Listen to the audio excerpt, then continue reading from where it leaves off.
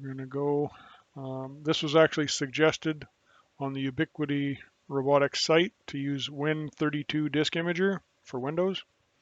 So that's what we're going to search for.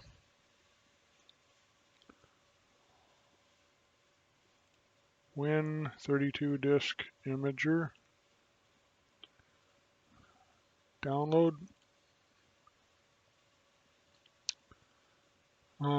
So we're going to go to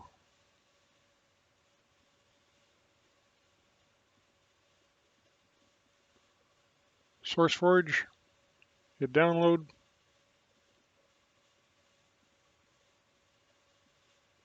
It says the download will start shortly. We're going to save the file.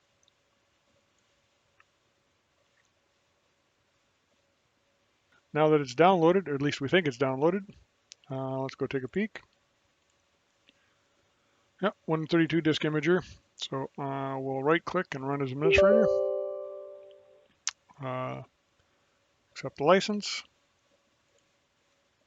And create a desktop icon. I've looked at the README file. It's not all that interesting.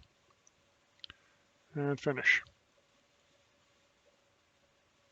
So here's Win32 Disk Imager.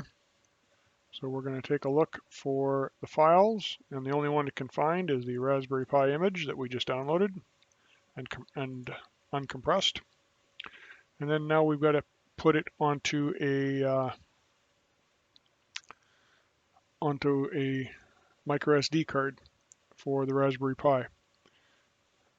That I'm not going to do right now. I just showed you that it started up, and that's how we're going to use it. I'm going to exit right now, and I have to put the SD card into my laptop in order to do that.